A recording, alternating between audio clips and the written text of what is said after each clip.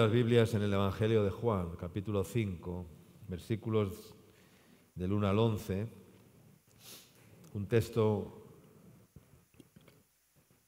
muy conocido, pero es tan conocido como intrigante a veces escuchar la palabra de Dios, porque aunque conocemos los textos, pues siempre decimos, bueno, eso ya lo hemos predicado tantas veces, ¿verdad?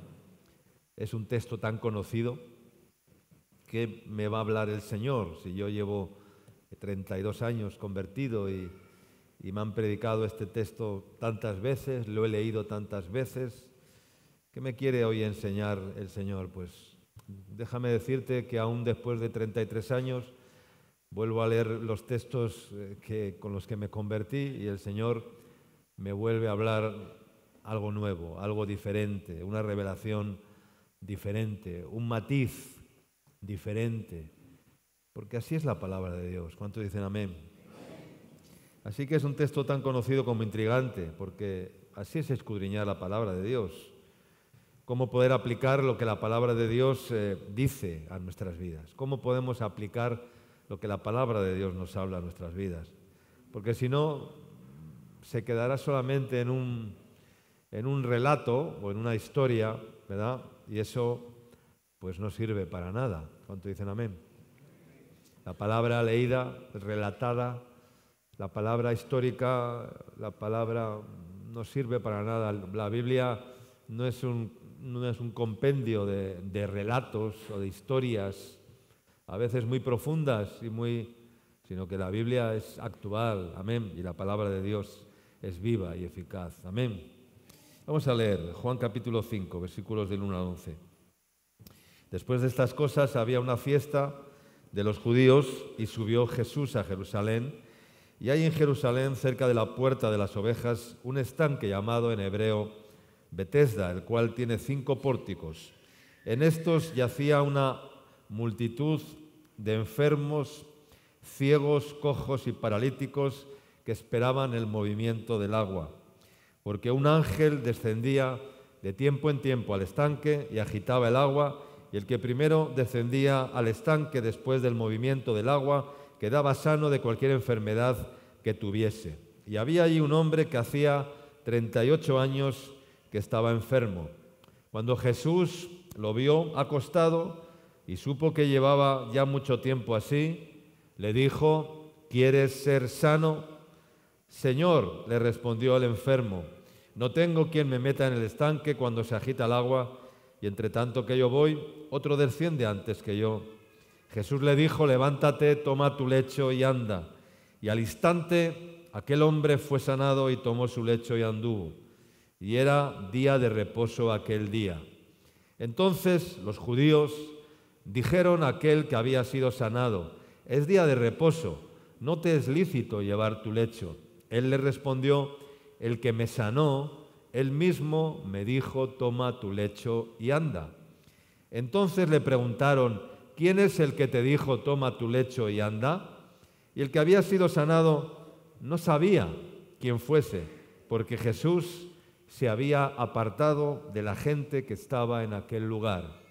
Después Jesús le halló nuevamente al paralítico, se encontró nuevamente con él en el templo.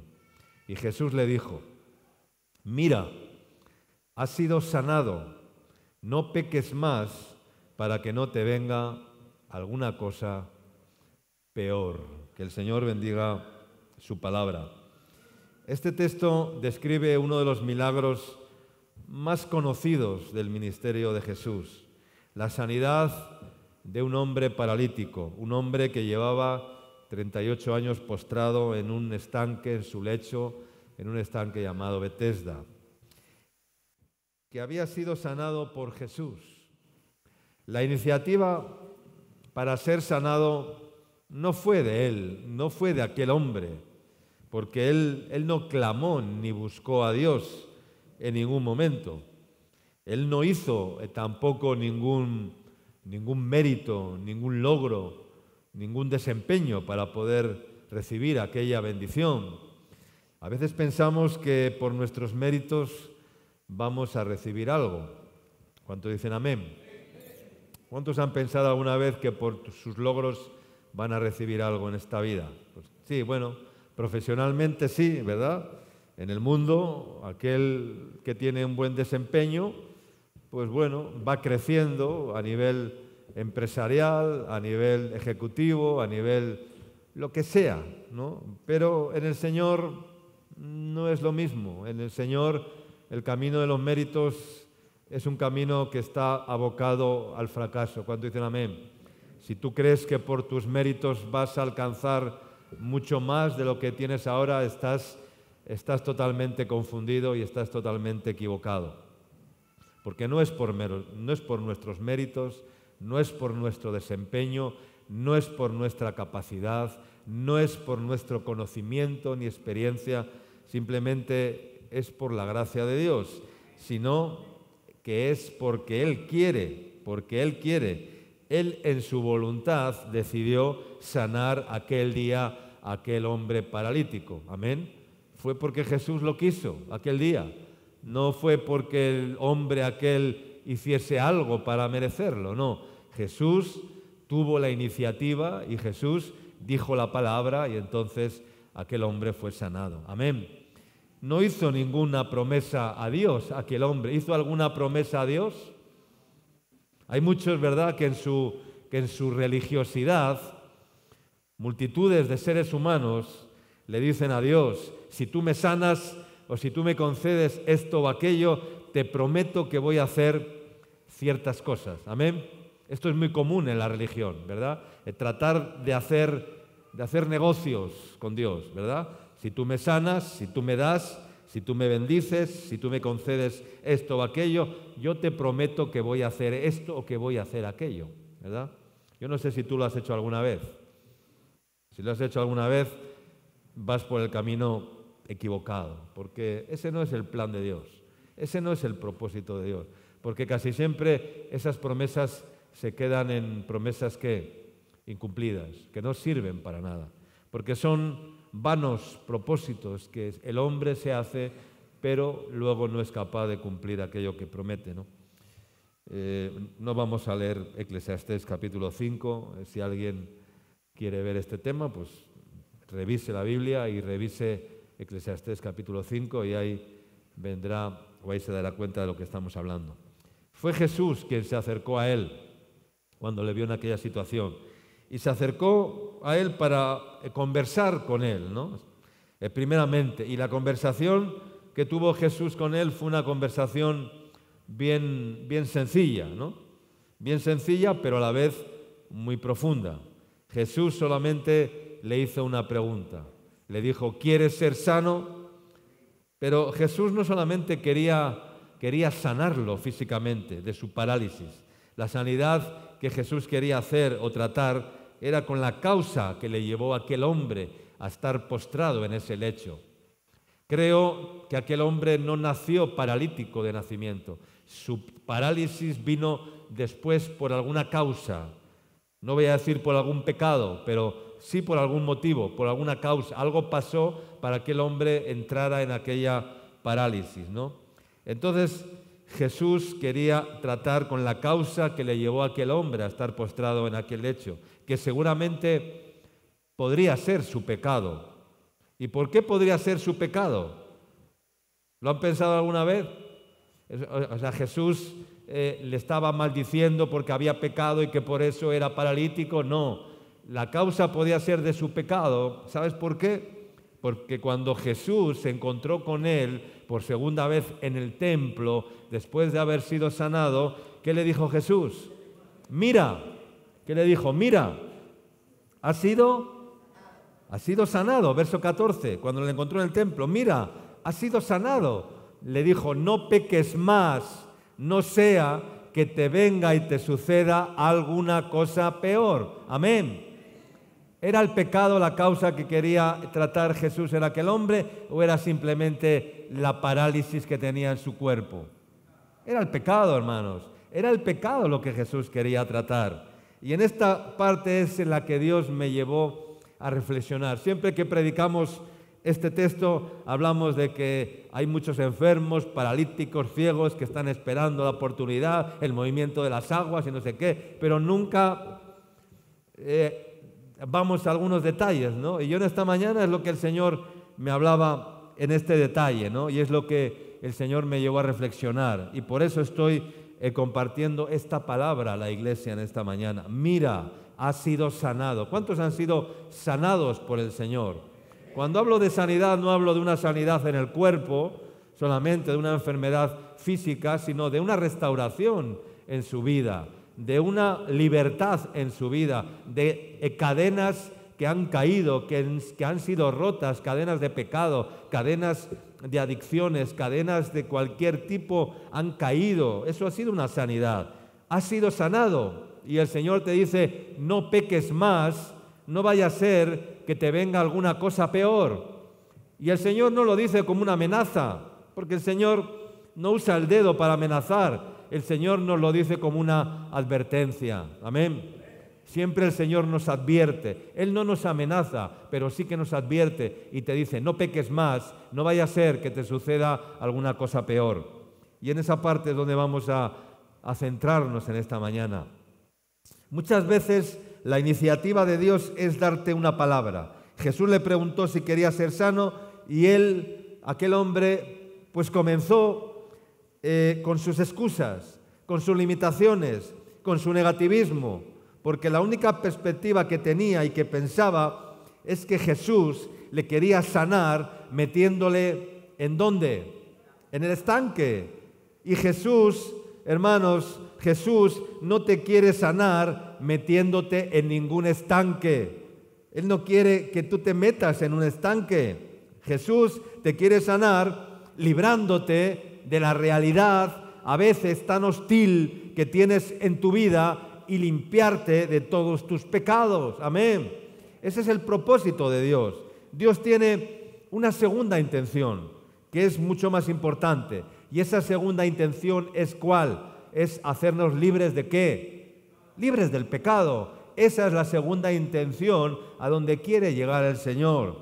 Yo te pregunto en esta mañana, ¿qué puede ser peor que estar 30 años, 38 años postrado en un lecho sin posibilidad ninguna de vivir satisfactoriamente? ¿Qué puede ser peor que eso? ¿Qué puede ser peor que eso? ¿Hay alguna cosa peor que esa? ¿Hay alguna cosa peor que esa? Sí hay alguna cosa peor que esa.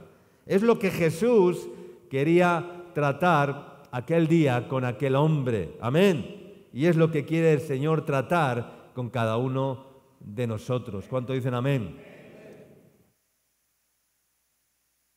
¿Qué cosa es peor que estar 38 años postrado paralítico? Las consecuencias del pecado. Por eso le dijo, mira, has sido sanado, no peques más, no vaya a ser que te suceda alguna cosa peor. Yo sé que muchos están pensando, pastor, pero no puedo dejar de pecar. ¿Cómo tengo que hacer o qué tengo que hacer para dejar de pecar? ¿Cuántos se han preguntado esto alguna vez en sus vidas? ¿Cuántos? ¿Nadie? Toda la iglesia se lo tiene que preguntar o se lo ha preguntado alguna vez en su vida. El gran conflicto, hermanos, de nuestras vidas está siempre en aquello en lo que Dios nos quiere llevar, en aquello a lo que Dios nos quiere llevar, hacia los objetivos a los que Dios nos quiere llevar para que los alcancemos. Ahí están nuestros conflictos, ahí están nuestros problemas. Y para ello, para que podamos alcanzar los objetivos, lo primero que tiene que hacer el Señor en nuestras vidas es librarnos de la esclavitud del pecado. Amén. Porque si no, nunca vamos a poder alcanzar los objetivos que Dios tiene para con nuestras vidas. Amén. Y ese es el mayor problema que tenemos. ¿Cómo hacemos para lograr alcanzar los objetivos que Dios tiene para mi vida? ¿Qué tengo que hacer? ¿Cómo? Y ese es el recorrido más hostil con el cual nos enfrentamos en nuestras vidas. ¿Cómo hacer para alcanzar las promesas de Dios en la Biblia y en mi vida. ¿Cómo hacer para lograr así aquello para lo cual Dios me ha llamado? ¿Cómo tengo que recorrer el camino? Creo que una parte importante acá es que este hombre escuchó a Jesús, escuchó la palabra de Dios. El impulso que le hizo erguirse de su lecho fue la voz de Jesús. ¿Cuánto dicen amén? Porque la fe viene por el oír, y el oír la palabra de Dios. Oyó a Jesús, oyó la voz de Jesús que le dijo: levántate, toma tu lecho y anda. Y entonces la fe se activó en él y entonces logró levantarse. Si no hubiera escuchado la voz de Jesús con fe, ¿aquel hombre se habría levantado? No se habría levantado. Si tú no escuchas la voz de Jesús con fe, nunca te levantarás de tus problemas. Amén. Si tú no escuchas la voz de Jesús con fe, nunca saldrás de tus limitaciones, nunca saldrás de tu negativismo, nunca saldrás de ti mismo. Porque cuando Dios habla a nuestras vidas, Él produce algo, y lo que produce es la simiente de la fe. Él produce la simiente de la fe. ¿Para qué? Para que apoyados en ella podamos levantarnos en cualquier situación de nuestras vidas. ¿Cuántos dicen amén? Cuando escuchó la voz de Jesús que le dijo: levántate, toma tu lecho y anda, dice que al instante, el negativismo, la incredulidad, las limitaciones, la rebeldía y cualquier otra forma de expresión semejante cayó a los pies de Cristo y este hombre se levantó. Amén. Pero hermanos, el gran conflicto que tenemos en nuestra vida, muchos de los creyentes, la gran mayoría de los creyentes, ¿sabes cuál es? Es saber realmente qué es el pecado. Saber realmente qué es el pecado o qué es el pecado y qué no es pecado. No tenemos una certeza clara de lo que significa la palabra pecado. No. Claro, yo te pregunto qué es pecado y todos dicen: sí, yo sé lo que es pecado, pero no tenemos una noción clara, una revelación clara de lo que es pecar y ofender a Dios, el pecado, lo que significa el pecado. No lo tenemos todavía. Y eso es algo fundamental en la vida cristiana, en la fe cristiana. Es lo primero que se nos enseña, a que el Señor nos llama a confesar nuestros pecados para ser libres de nuestros pecados, pero no lo conseguimos. Nos cuesta mucho entender cuál es la realidad del pecado en nuestras vidas. Hay personas que llevan 20 años en el Señor y todavía no conocen la realidad de su pecado en su propia vida, y esto es increíble. Si miramos al Antiguo y al Nuevo Testamento, la palabra pecado incluye diferentes formas de transgresión de la ley. Cuando habla de desobediencia, ¿qué dice? Pecado. Cuando habla de mentira, ¿qué dice? Pecado. Cuando habla de rebelión, ¿qué dice? Pecado. Cuando habla de desobediencia, ¿qué dice? Pecado. Cuando habla de fornicación, ¿qué dice? Pecado. Siempre, ¿verdad? Siempre dice la palabra pecado. Pecado es transgresión de la ley. ¿Qué ley? ¿Qué ley? Básicamente podríamos remitirnos a los 10 mandamientos que Dios dio en el monte Sinaí cuando Moisés subió al monte, y entonces escribieron en Éxodo capítulo 20 los 10 mandamientos. No hurtarás, no dirás falso testimonio de mentira, no tomarás el nombre de Dios en vano, no hablarás mal contra tu prójimo, no codiciarás los bienes de tu vecino, de tu sirviente, de tu no sé qué. Bueno, ya, los 10 mandamientos que están escritos: no hurtarás, no dirás falso testimonio, bueno, todo eso, ¿no? No matarás, ya. Pero esos 10 mandamientos no es toda la ley. Sí, bueno, ahí está resumida toda la ley, pero vamos más allá, ¿no? Vamos más allá. Y significa que tú y yo, en algún momento ocasional o continuamente, pecamos contra nuestra conciencia o contra la ley que está implícita en todos los seres humanos. No podemos escapar de eso, porque la ley del pecado está implícita en todos los seres humanos, está implícita en nosotros desde que nacemos. Transgredir la ley es ponernos del lado del diablo para que pueda acusarnos. Eso es transgredir la ley, ponernos del lado del diablo para que el diablo tenga derecho de acusarnos. Muchas veces no somos conscientes de que cuando pecamos estamos transgrediendo la ley de Dios, contaminando nuestra alma de una forma terrible. Y lo que la palabra de Dios nos quiere enseñar es que transgredir la ley tiene sus consecuencias. Amén. Es como las leyes de tránsito y de circulación, ¿verdad? Los límites de velocidad que existen en las vías, en las avenidas, en los jirones, en las carreteras, bueno, en cada parte hay un límite, ¿no?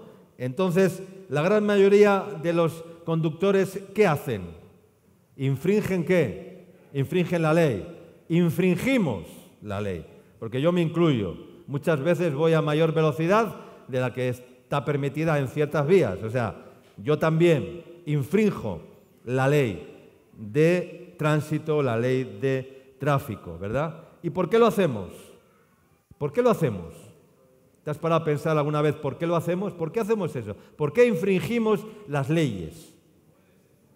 Porque la gran mayoría de los hombres, te voy a decir algo, mira, esta mañana, la gran mayoría de los hombres pensamos y creemos que la ley somos nosotros mismos. Ese es el problema. Pensamos que la ley somos nosotros mismos. Yo soy la ley en mi vida.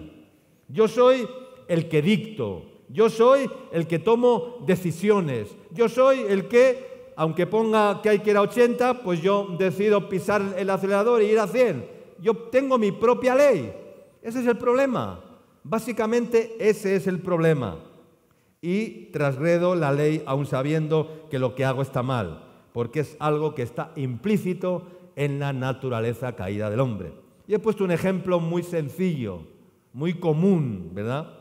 Tú y yo nos creemos que la ley somos nosotros. Yo decido, yo juzgo, yo hago como yo quiero, yo hago cuando yo quiero, yo decido cuándo voy, cuándo no voy, yo transgredo la ley y ese es mi problema.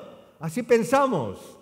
No, no es un problema tuyo, porque si tú transgredes la ley de tráfico o si cometes un delito que va contra la ley civil o penal, Dios te puede perdonar. Claro que sí, que Dios te puede perdonar, pero Dios no puede impedir que ese delito que has cometido traiga ¿qué? Traiga unas consecuencias. Amén. Dios puede librarte de tu pecado, sí, pero a veces no te libra de las consecuencias del pecado. ¿Me están entendiendo? Adán y Eva en el jardín del Edén, el paraíso, el jardín de la felicidad. Allí no había dolor ni enfermedad, no había nada de eso. Ellos vivían en el más absoluto bienestar que Dios les podía ofrecer. Pero ellos, en vez de escuchar la voz de Dios, escucharon, como sabemos, la voz de la serpiente. ¿Sabe Dios que el día que comiereis del fruto del árbol serán abiertos vuestros ojos? Seréis como Dios, sabiendo el bien y el mal. Menudo ofrecimiento, ¿no? Seréis como Dios. Imagínate lo que les dijo la serpiente a Adán y a Eva. Seréis como Dios y conoceréis el bien y el mal. Ahí comenzó todo el problema. Entró la palabra de la serpiente. Menuda invitación, ser como Dios. ¿Quién puede rechazar tal invitación? Era la tentación, no era el ser como Dios. Yo creo que no lo interpretaron, o no hay que interpretarlo como decir voy a ser alguien súper poderoso, que pueda hacer grandes cosas, que voy a dominarlo todo, que voy a ser el Señor del cielo y de la tierra, ¿no? Como es Dios. No, creo que era la tentación de la arrogancia y del orgullo humano de ser dueños absolutos de todo y especialmente de nosotros mismos. ¿Cuánto dicen amén? Es el ADN que todos los seres humanos llevan implícito. Si tú te hicieras hoy un examen de tu ADN, y en ese examen pudiéramos detectar cuánta rebeldía hay. Cuando te haces análisis de sangre, ¿verdad? Te salen todos los niveles, el colesterol, el alto, el bajo, la hemoglobina, la bilirrubina, la no sé qué, o sea, te hace todos los niveles, ¿no? Pues imagínate hacer un examen hoy de tu ADN, a ver cómo están los niveles en tu vida de rebeldía, de autosuficiencia, a ver si la tienes alta o la tienes baja, cómo tienes la rebeldía, si la tienes alta o la tienes baja, cuánto egoísmo tienes, ¿ya? Cuánta desobediencia, cómo están los niveles, cuánta mentira hay en tu vida, hay en nuestras vidas, cómo están los niveles en tu ADN. Y si pudiéramos ver esos niveles, pues sería altamente positivo, ¿verdad? Sería altamente, cuando nos hacemos un examen, ¿verdad? Y de sangre o de orina o de lo que sea, y estamos esperando la respuesta del especialista, ¿verdad? Vamos con inquietud al especialista a que te diga, mire, ya he revisado su examen y usted tiene los niveles bien aquí, bien allá, pero bueno, esta parte está un poco mal, hay que corregirla, hay que bajar el nivel de colesterol, hay que bajar el nivel de azúcar en la sangre, hay que bajar ciertos niveles. Y estamos con esa expectativa, porque necesitamos saber cómo está nuestra salud y queremos saber cómo está nuestra salud. Pero, ¿qué hay de nuestra salud espiritual? ¿Nos importa? ¿Te importa tu salud espiritual o no te importa nada? ¿Te importa tu salud física?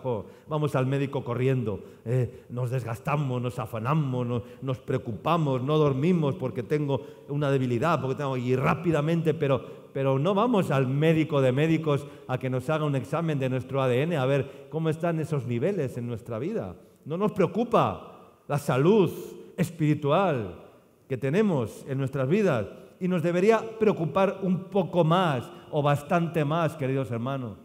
¿Sí o no? ¿A que no tenemos que enseñar a un jovencito o a un adolescente a que sea rebelde o desobediente? ¿Tú tienes que enseñar a tu hijo adolescente a que sea desobediente? No, él es desobediente ya por sí mismo, amén. Él es rebelde ya por sí mismo. No le tienes que enseñar rebeldía, porque ya lo es. No le tienes que enseñar a ser desobediente, porque ya lo es. No le tienes que enseñar a ser un poco mentiroso, ¿por qué? Porque ya lo es. Yo no he tenido que enseñar eso a mis hijos. Se ha manifestado en ellos, en diferentes etapas en sus vidas, ¿verdad? Entonces, ya lo son por sí mismos. Yo no tengo que enseñarte a mentir a ti. ¿Te tengo que enseñar a mentir o a desobedecer o a ser un rebelde? No, porque ya lo eres. Ya no te tengo que enseñar eso. Está en nosotros. Está en nosotros. Está en el ser humano.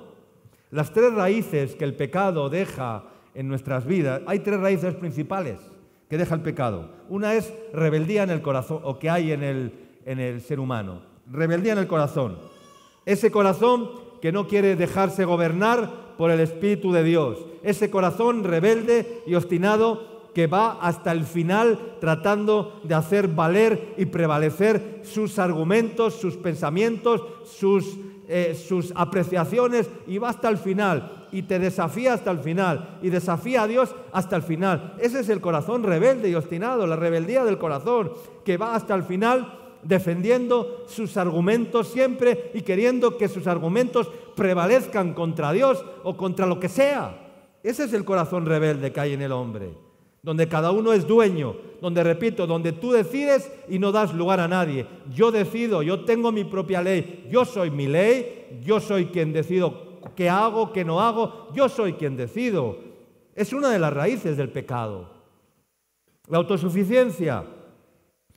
¿Qué pasa con la autosuficiencia? Pues que la autosuficiencia, ¿sabes lo que pasa con la autosuficiencia? Que no nos permite valorar el plan de Dios en nuestras vidas, porque el plan de Dios es depender de Él y no de nosotros. ¿Amén? Hasta hacernos a veces incluso fracasar. A veces el Señor nos tiene que hacer fracasar. Y Dios a veces tiene incluso que financiar el fracaso de muchos. ¿Para qué? Para llevarles ¿a dónde?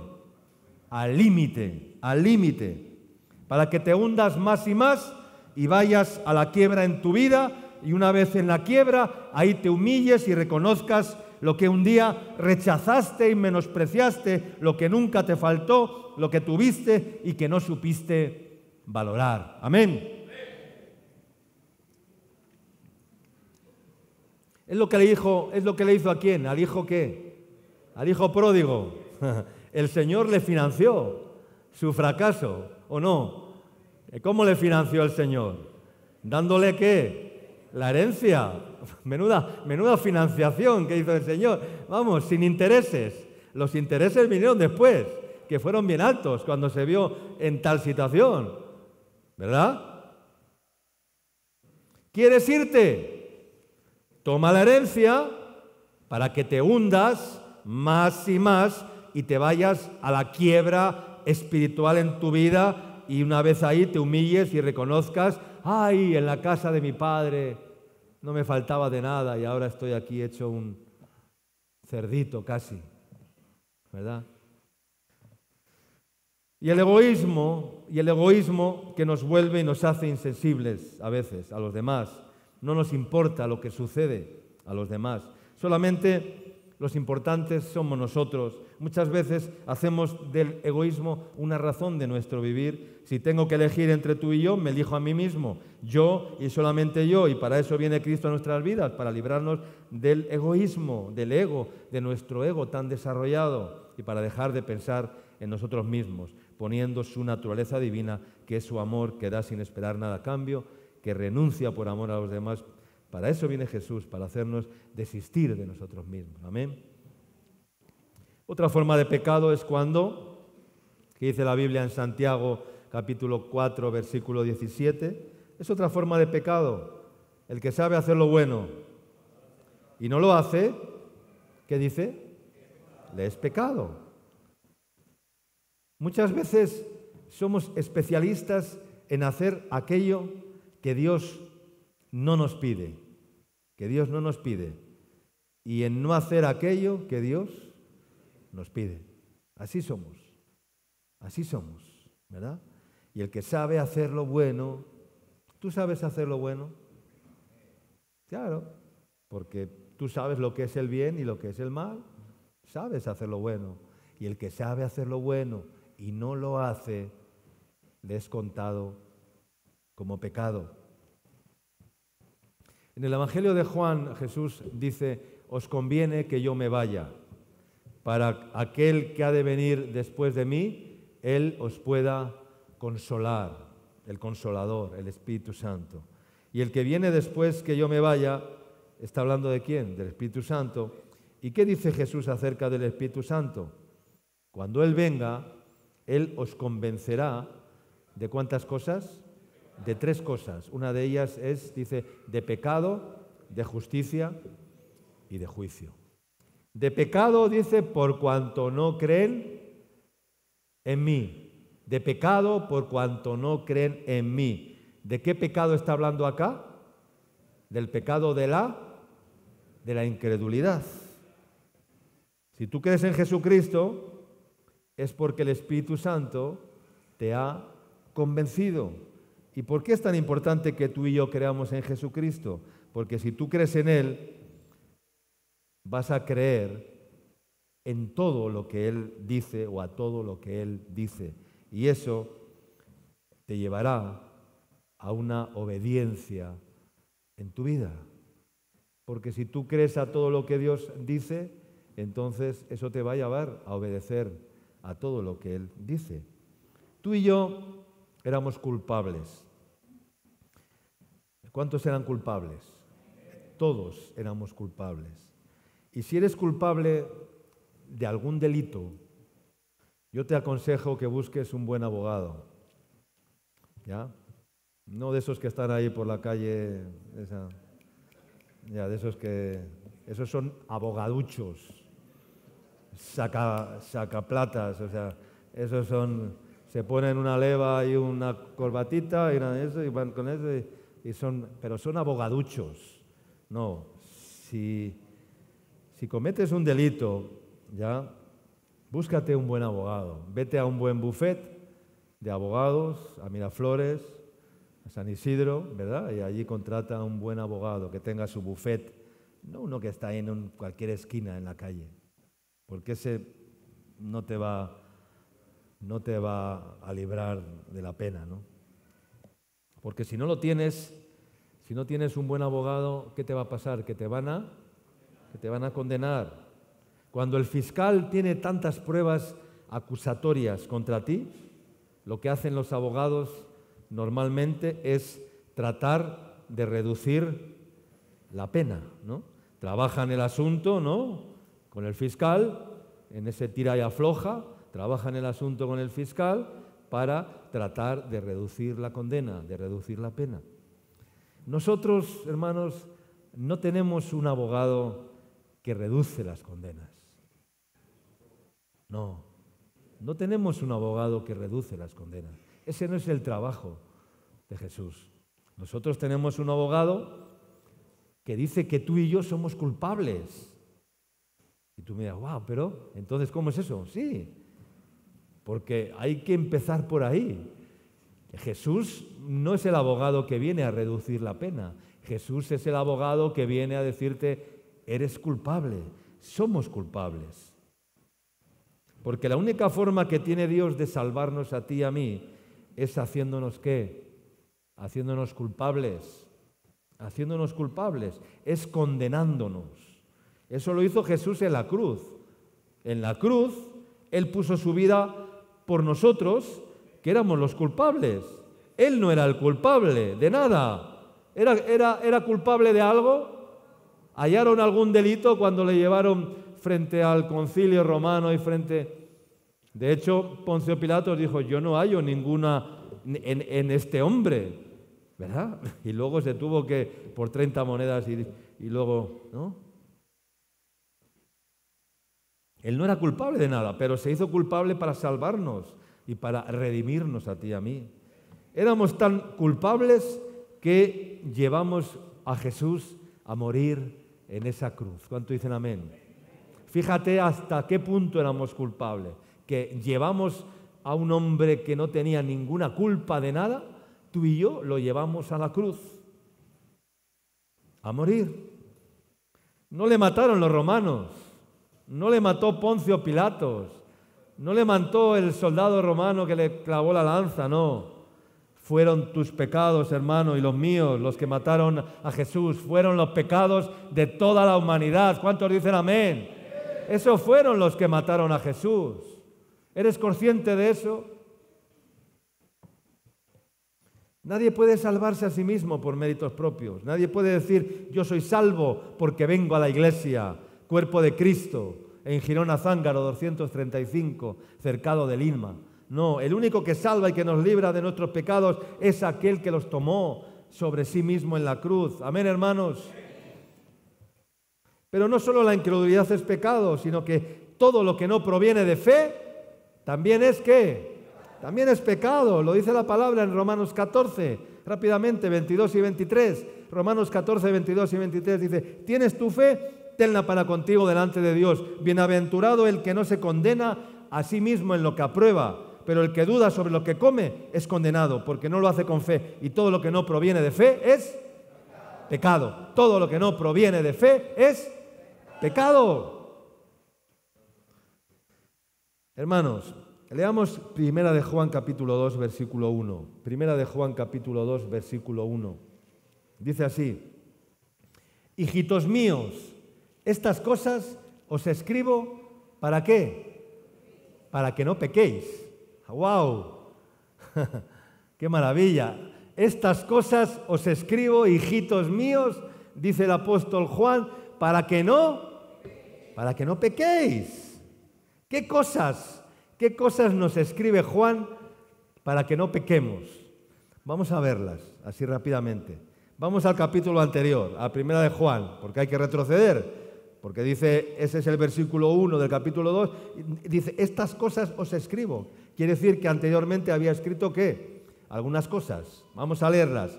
Primera de Juan, capítulo 5, versículo 10.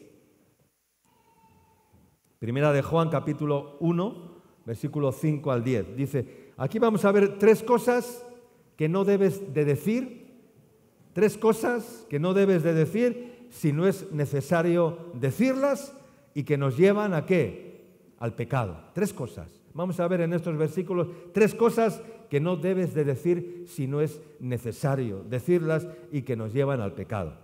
Dice así, vamos a leerlo. Este es el mensaje que hemos oído de Él y que os anunciamos. Dios es luz y no hay ningunas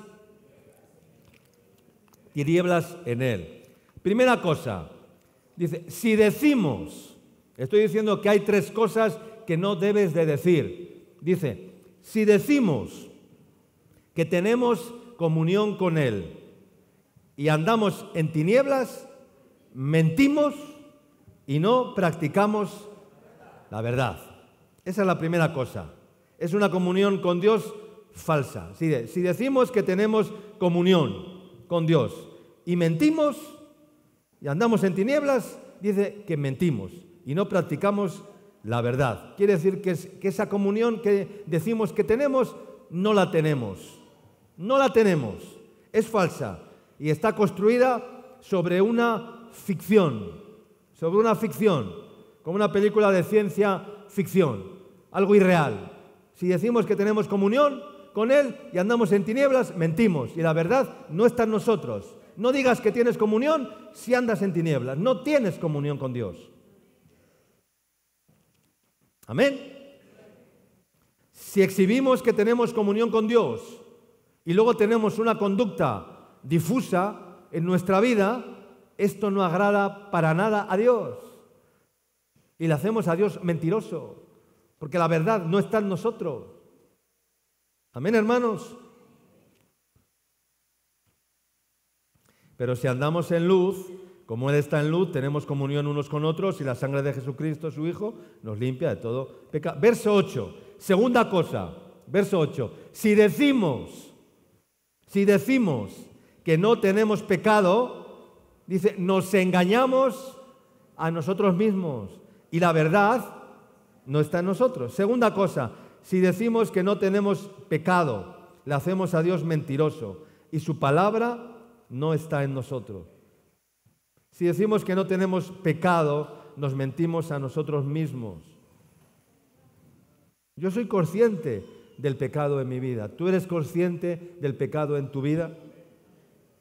Y yo soy más consciente ahora que hace años atrás, porque ahora soy mucho más consciente de la santidad de Dios, ¿verdad? Y lo que Dios pide de mí. Amén. Cuanto más avanzamos, más nos enfrentamos ¿con qué? Con la santidad de Dios. Y cuanto más te enfrentas con la santidad de Dios, más descubres tus iniquidades, tus debilidades y tus pecados. Y tus tinieblas, y tus oscuridades. Esto lo vemos claramente cuando Isaías se encontró y vio una visión. Isaías capítulo 6, no lo vamos a leer, ¿verdad? Que vio al Señor, vio que las faldas del Señor cubrían el templo y tenía 6 ángeles, con 2 volaban, con 2 cubrían sus pies, ¿no? Y cuando se acercó con el altar el carbón encendido, ¿no? Y entonces dijo, ¡ay de mí, que siendo hombre de labios inmundos y habitando en medio de un pueblo que tiene labios inmundos, han visto mis ojos al Rey! Aleluya. Entonces cuando se enfrentó con la santidad de Dios, ¿qué vio? Su inmundicia, porque dijo, ¡ay de mí, que soy hombre inmundo y habito en medio de un pueblo que tiene labios inmundos! Eso ocurre cuando nos enfrentamos con la santidad de Dios. Cuando nos acercamos, es como cuando nos acercamos a la luz. Lee Juan capítulo 3, ¿no? ¿Por qué muchos no se acercan a la luz? Para que sus malas obras no sean reprendidas, ¿no? Amén, hermanos. Entonces, si decimos que no tenemos pecado, nos engañamos a nosotros mismos y la verdad no está en nosotros. Tercera cosa, verso 10. Si decimos que no hemos pecado, tercera cosa, si decimos que no hemos pecado, le hacemos a Él mentiroso y su palabra no está en nosotros. Amén. Si decimos que no hemos pecado, le hacemos a Él mentiroso y su palabra no está en nosotros. Es esa naturaleza caída, en esa naturaleza caída no sabemos hacer otra cosa sino pecar. No sabemos hacer otra cosa sino pecar. Con la naturaleza caída no sabemos hacer otra cosa, solo sabemos pecar. Solo la nueva naturaleza que Cristo pone en nosotros es la que nos permite vencer al pecado y a la ley del pecado. Amén.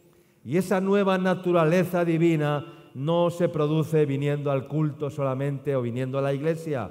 No se produce por ningún esfuerzo propio. Solo la nueva naturaleza en nosotros es capaz de vencer al pecado, porque aborrece el pecado. Aborrece el pecado. La nueva naturaleza que Dios ha puesto en mí aborrece el pecado y no quiere convivir con el pecado. Así es la nueva naturaleza, así es la simiente de Dios en nosotros, hermanos. ¿Se dan cuenta? Primera de Juan capítulo 3, pongan ahí también, versículos del 4 al 9. Dice, todo aquel que comete pecado infringe también la ley, pues el pecado es infracción de la ley. Y sabemos que Él apareció para quitar nuestros pecados y no hay pecado en Él. Todo aquel que permanece en Él, ¿qué dice? No peca. Todo aquel que permanece en Él no peca. Todo aquel que peca no le ha visto ni le ha conocido. Hijitos, nadie os engañe. El que hace justicia es justo, como Él es justo. El que practica el pecado es del diablo, porque el diablo peca desde el principio. Para esto apareció el Hijo de Dios, para deshacer las obras del diablo. Verso 9, pongan ahí el verso 9. Esto es importantísimo. Dice el verso 9, todo aquel que es nacido de Dios no practica ¿qué? El pecado. ¿Por qué no practica el pecado? Porque la simiente de Dios permanece en él y no puede pecar. Dice que no puede pecar porque es nacido de Dios. ¿Están entendiendo? Es muy sencilla la palabra. Es muy sencilla la palabra cuando Dios nos habla de esta manera. Entonces,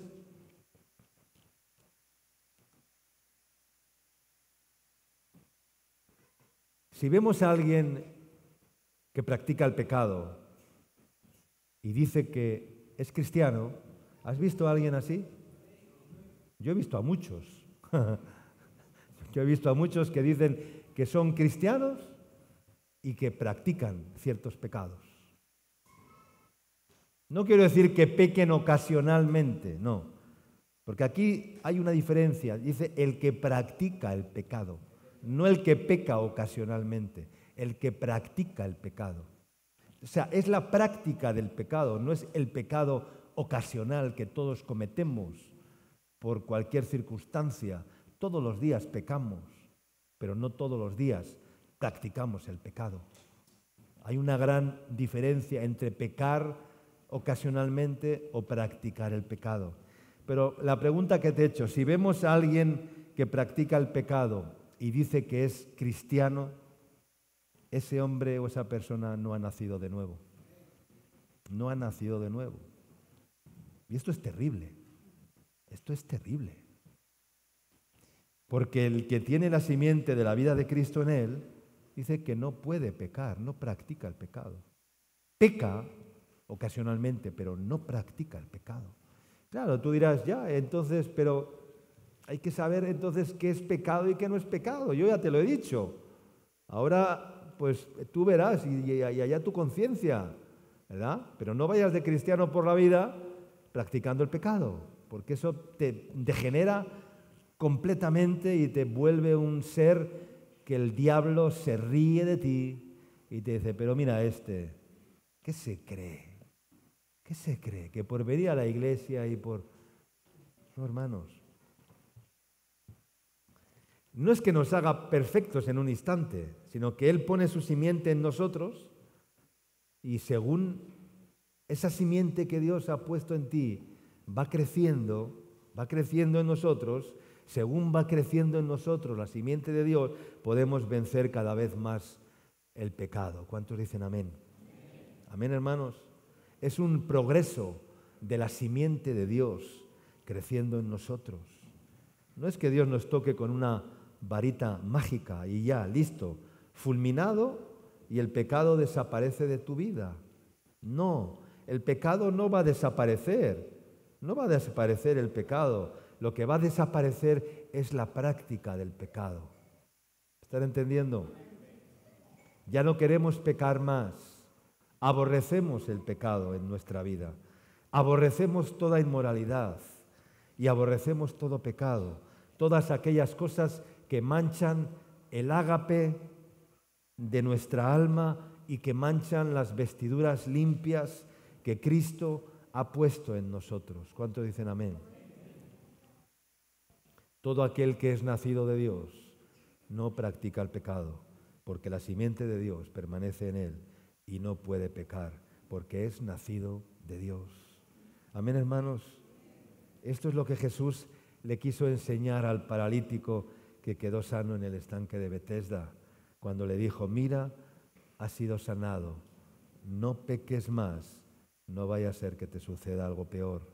Dios tiene el mismo poder que manifestó para levantar al paralítico del lecho. Dios tiene el mismo poder para hacernos libres del pecado a ti y a mí en esta mañana. ¿Cuántos dicen amén? El mismo que dijo al paralítico: levántate, toma tu lecho y anda, el mismo te dice hoy: no peques más. Yo tengo el mismo poder y el poder sobre el pecado. Amén. Es el mismo Dios.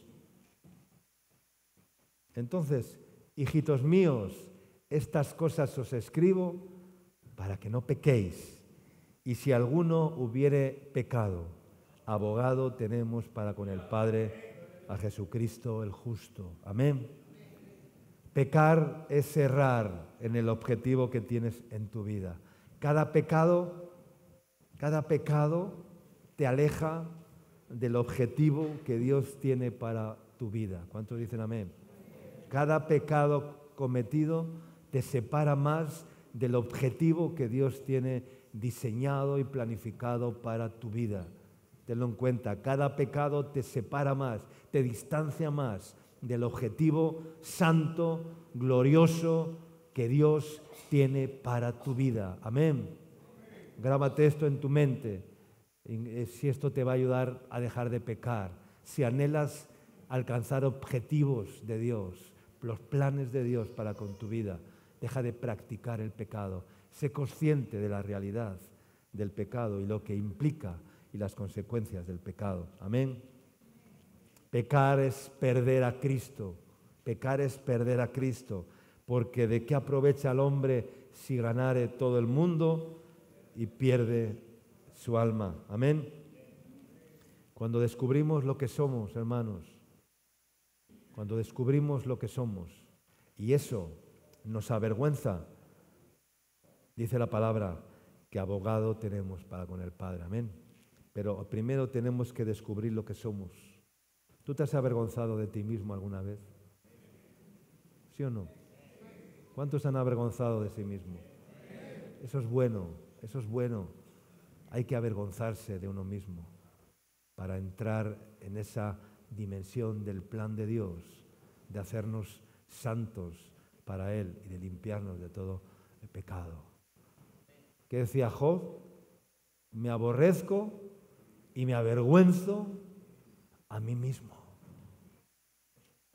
Y alguno dirá, ¿pero qué hizo Job si no hizo nada malo?